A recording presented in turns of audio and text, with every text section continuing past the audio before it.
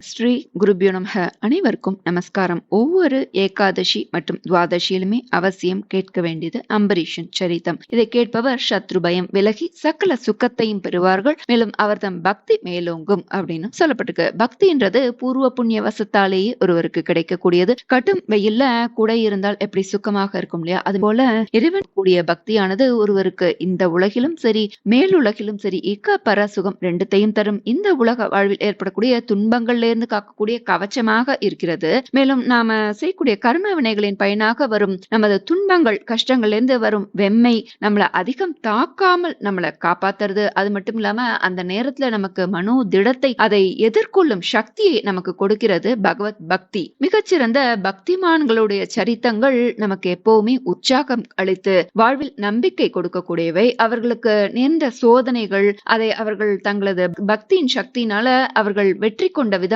எதிர்கொண்ட விதம், இதை படிப்பது கேட்பது நம்மை பண்படுத்தி நம்மை உயர்த்தக்கூடியவை. அப்பேற்பட்ட பக்திமான்கள்ல ஒருவர் அம்பரீஷன். அவரது சரித்தத்தை நாம இந்த துவாதசியில கேட்டு பலன் பெறலாம். அத்துடன் நாராயணியம் தசகம் 33 அம்பரீஷன் சரித்தமும் மற்றும் அம்பரீஷன் இயற்றிய ஸ்ரீ சுதர்சன ஸ்தோத்திரமும் பாராயணம் செய்து பலன் பெறுவோம். வைவஸ்வத மனுவோட 10வது புதல்வன் நபாகன், நபாகனுடைய குமாரன் நாபாகன், நாபாகனுடைய மைந்தன் அம்பரீஷ சக்கரவர்த்தி. மச்சாவதாரம் நிகழ்ந்த சமயத்துல அந்த நிகழ்வுக்கு துணை புரிந்த சத்தியவரதனை வைவஸ்வத மனு. அம்பரீஷர் ராஜரிஷின்னு போற்றப்பட்டவர், மிகச்சிறந்த விஷ்ணு பக்தர். இந்த பூலோகத்தையே சர்வ சக்தியுடன் ஆண்டார். அவருக்கு சகல செல்வம் அவர்கிட்ட இருந்த போதிலும் அதனால எந்தவித மதிமயக்கம் அடையாதவர். பகவான்கிட்ட மட்டும் இல்லாம பகவானின் பரம பக்தர்களான பாகவதர்களையும் மதித்து போற்றி பூஜிப்பவர். பற்றில்லாமல் தான் செய்யக்கூடிய சகல செயல்களையும் பகவானுக்கே அர்ப்பணம் செஞ்சு அதனால பகவானும் அவரை மெச்சி தன்னுடைய 1000 முனைகளுடைய சுதர்சன சக்கரத்தை அவரை காப்பாத்துறதுக்காக பகவானே அவருக்கு அளித்தாராம். அப்படின்னா அவருடைய பக்தி எப்பேற்பட்டது அப்படின்றத நாம இதுல இருந்து உணரலாம். அப்படி இருக்கிறப்போ அம்பரீஷன் பகவான் விஷ்ணு பிரீத்திக்காக ஏகாதசி துவாதசி விரதத்தை தன்னுடைய மனைவியுடன் சேர்ந்து அனுஷ்டானம் பண்ணார். 1 வருடம் முடிந்து கார்த்திகை மாதம் விரதம் பூர்த்தியார சமயத்துல 3 நாட்கள் உபவாசம், அதானோ திரிதின விரதம். தசமி ஏகாதசி துவாதசின்னு திரிதின விரதம்னு சொல்றது. இவர் 3 நாட்கள் உபவாசம் இருந்து யமுனா நதியில நீராடி மதுவனத்துல போய் பகவான் விஷ்ணுவை பூஜை பண்றார். எல்லோருக்கும் பிராமணர்களுக்கு 60 கோடி கோதானம் செஞ்சு பகவானை பாகவதர்களை எல்லோரையும் பக்தர்கள்லாம் பூஜை பண்றார், ஆராதனை பண்றார். அப்புறம் பூஜையில பங்கெடுத்தனாலே எல்லோருக்கும் சிறந்த உணவு கொடுத்து அப்புறம் சாப்பிட்டோன்னே அவர்களுக்கு வேண்டிய பொருள்கள்லாம் தானமாக கொடுத்து எல்லோரோட அனுமதியோட பாரணையை பூர்த்தி செய்யறதுக்காக வரார். அந்த சமயத்துல துர்வாச மகர்ஷி அங்க வரார். அவர் எளிதில் கோபவசப்படுபவர், எல்லோரையும் சபிக்கும் குணம் கொண்டவர். இந்த துர்வாசரை பார்த்தோன்னா அம்பரீஷர் ஓடோடி போய் அவர் உபச்சாரம் பண்றார். அவருக்கு உட்கார்றதுக்கு ஆசனம் கொடுத்து அவரை மரியாதை பண்ணி சாப்பிட வாங்குவோம்னு சொல்லி கூப்பிடுறார். அதை ஏத்துன துர்வாசரும் நான் போய் யமுனா நதியில ஸ்நானம் பண்ணிட்டு வரேன் அப்படின்னு சொல்லிட்டு அங்க போய் ஸ்நானம் பண்ண போனவர் அங்க பிரம்ம தியானத்துல ஆழ்ந்துடுறார். இங்கேயோ துவாதசி திதி முடிய நேரம் ஆயிடுறது. அது முடியறதுக்குள்ள பாரண பண்ணணும், அப்பதான் விரதம் பூர்த்தி ஆகும். ஆனா துர்வாசரோ வரதா தெரியல. அம்பரீஷருக்கோ கவலை வருது. தன்னுடைய குருமார்கள்ட்ட போய் கலந்தாலோசனை பண்றார். அவ சொல்றா துவாதசி திதி முடியறதுக்குள்ள துளசி தீர்த்தம் மட்டும் எடுத்துக்கலாம். அப்படி துளசி தீர்த்தம் எடுத்துக்கிறது பாரண செஞ்சதுக்கு சமமாகும். அதே நேரத்துல அதிதியான துர்வாச மகரிஷியை விட்டுட்டு சாப்பிட்ட பாபத்துக்கும் ஆளாகாம நீங்க இருக்கலாம் சொல்லி யோசனை சொல்றா. அப்படியே அம்பரீஷனும் அந்த துளசி தீர்த்தத்தை எடுத்துக்கிறான். அதே நேரத்துல துர்வாசர் உள்ள நுழையிறார். 2 கண்களும் சிவக்க மன்னனை அப்படியே தகிக்கிறது போல பார்த்துட்டு வர துர்வாசர் உள்ள. அம்பரீஷா, என்ன காரியம் செஞ்ச? அதிதியை விட்டுட்டு இப்படி பாரணை பண்ணலாமா? துர்புத்தினால சாஸ்திர விரோதமான காரியத்தை எப்படி செஞ்சுட்டியே? ஸ்நானம் செய்யாம சாப்பிடுறது மலத்தை சாப்பிடுறதுக்கு சமம். அதிதிக்கு சாப்பாடு போடாம சாப்பிடுறது பாப்பத்தையே சாப்பிடுவதாகும். நீயே என்ன அதிதியா கூப்பிட்டுருக்க? அப்படி கூப்பிட்டுட்டோ நீ இப்படி சாப்பிட்டா மலத்தில் உள்ள புழு மலத்தையே சாப்பிடுறதுக்கு சமம். அதிதிக்காக சாப்பாடை தயார் பண்ணி அந்த அன்னத்தை அவருக்கு கொடுக்காம சாப்பிட்டா மிக கொடிய பாபத்தை சாப்பிடுறதுக்கு சமானம். எப்படி தர்மம் செய்யறேன்னு சொல்லிட்டு தர்மத்தையே நாசம் பண்ணி அப்படின்னு அம்பரீஷன் மேல கோபப்படுற துர்வாசர். அம்பரீஷன், முஹே முனிஸ்ரேஷ்டே, நான் பரம பாவிதான், நான் தெரியாம இதை செஞ்சுட்டேன், நீங்க தான் என்ன காப்பாத்தணும் அப்படின்னு சொல்ல விழுறான். அதுக்கு துர்வாசர் சாபம் கொடுக்காம என்னுடைய கோபம் நீங்காதுப்பா அப்படின்னு சொல்லி நீ மீனாக ஆமையாக பன்றியாக விகாரமான உருவமுள்ள வாமனனாக விகாரம் உள்ளவனாக குரூர செயலுள்ள பிராமணனாக ஞானமில்லாத க்ஷத்ரியனாக ராஜ்யத்திற்கு அருகனில்லா க்ஷத்ரியனாக பாஷண்ட தர்மம் கூறுபவனாக கல்கியாக இப்படி 10 பிறவி எடுப்பான்னு சாபம் கொடுக்கிறார். அப்போ பகவான் என்ன பண்றார்? பக்தனுடைய ஹிருதயத்திலேயே வாசம் செய்யறார் இல்லையா, பக்த வத்சலனாச்சே. பகவான் என்ன பண்றார்? அந்த 10 சாபத்தையும் தானே ஏத்துண்டு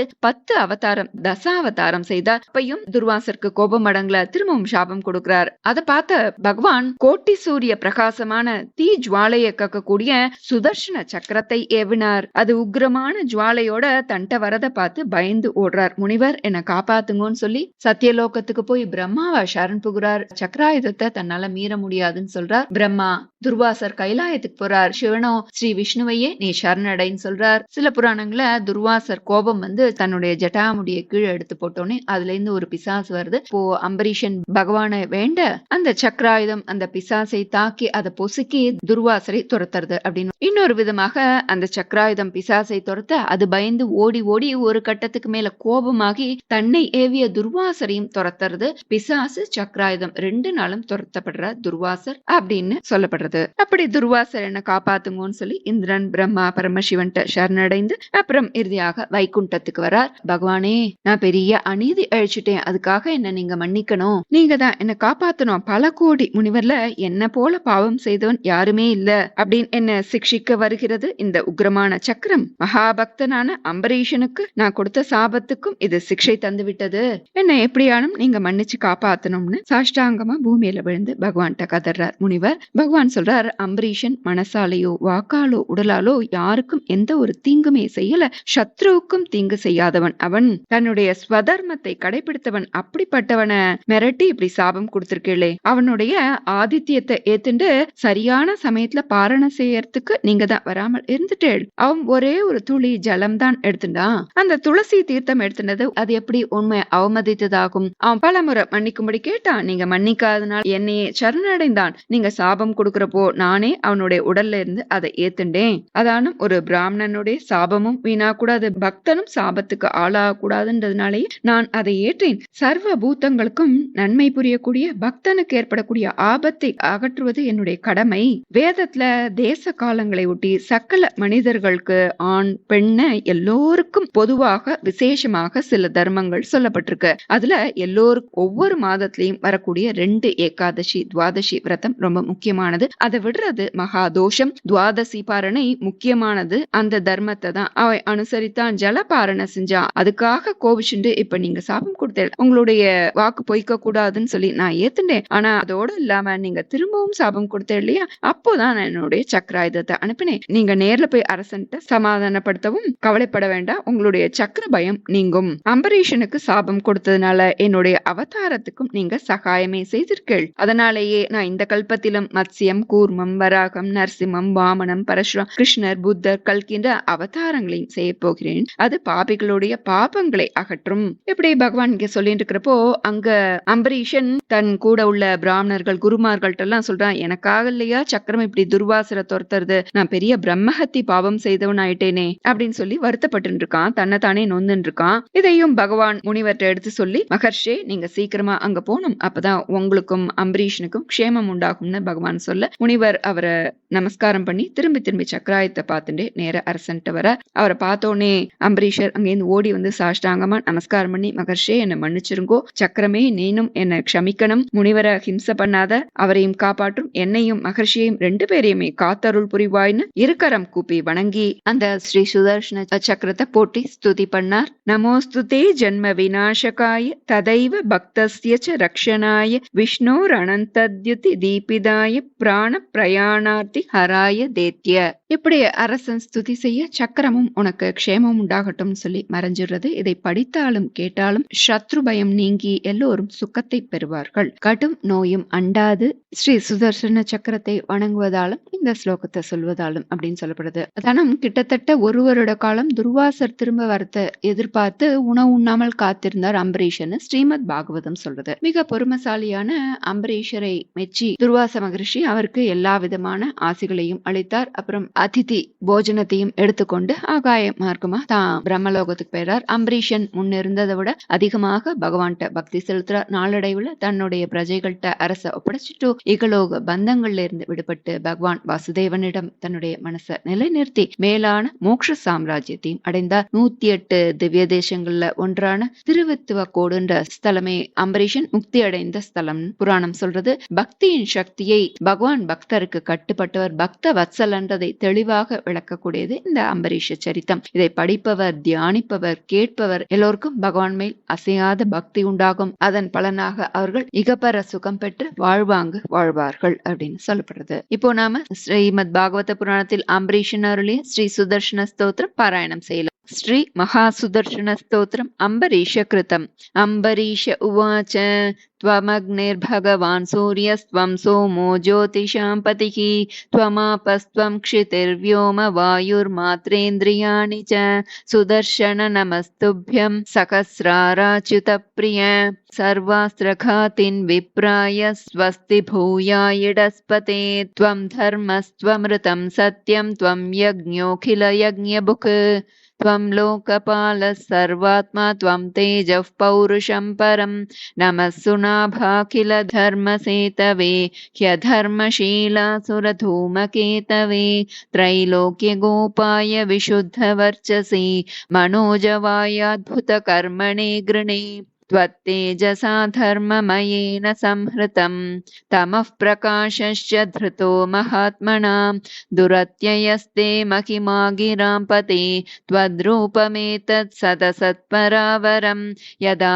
विसृष्टस्त्वमनञ्जनेन वै बलं प्रविष्टो जितदैत्यदानवं बाहूदरोर्वङ्घ्रिशिरोधराणि वृक्नन्नजस्रं प्रधने विराजसे सत्वं जगत्त्राणखलप्रहाणये निरूपितः सर्वसखो गदाभृता विप्रस्य चास्मत्कुलदैव हेतवे विधेहि भद्रं तदनुग्रहो हि नख यद्यस्ति दत्तमिष्टं वा स्वधर्मो वा स्वनुष्ठितः कुलं नो विप्रदैवं चेद्विजो भवतु विज्वरः यदि नो भगवान् प्रीत एकः सर्वगुणाश्रयः सर्वभूतात्मभावेन द्विजो भवतु विज्वरः इति श्रीमद्भागवते नवमस्कन्धे पञ्चमोऽध्याये अम्बरीषकृत श्रीसुदर्शनस्तोत्रं सम्पूर्णं। श्रीगुरुभ्यो नमः। हरिः ओम्। श्रीहरये नमः।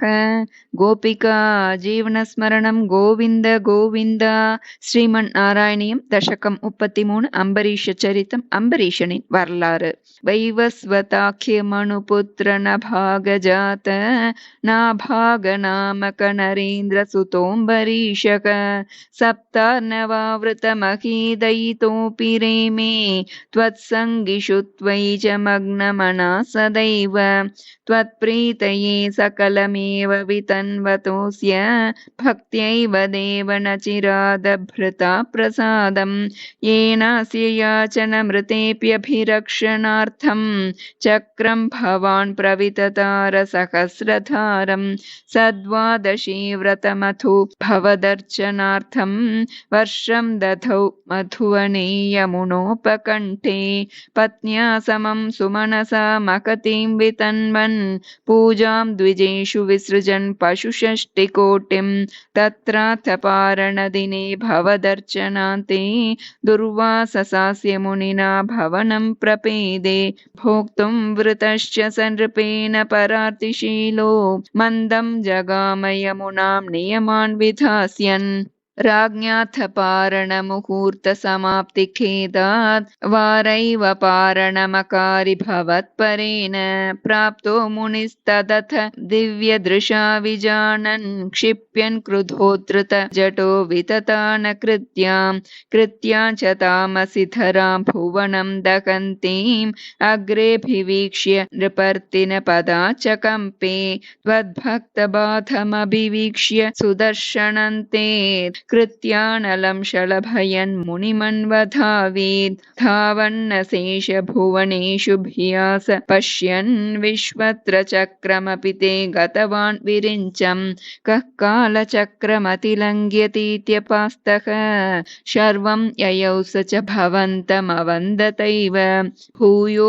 भवन्निलयमेत्य मुनिं नमन्तं प्रोचे भवानहमृषे ननु भक्तदासः ज्ञानं तपश्च विनयान्वितमेव मान्यं याह्यम्बरीशपदमेव भजेति भूमन् तावत् समेत्य मुनिना स गृहीतपादो राजापसृत्य भवदस्रमसावनौषीत् चक्रे गते मुनिरदादखिल शिशोऽस्मै त्वद्भक्तिमागसि कृतेऽपि कृपाञ्च शंसन् राजा प्रतीक्ष्य मुनिमेकसमामनाश्वान् सम्भोज्य साधु तं ऋषिं विसृजन् प्रसन्नं भुक्त्वा स्वयं त्वयि ततोऽपि धृतं रतो सायुज्यमाप च समां पवनेशपायाः।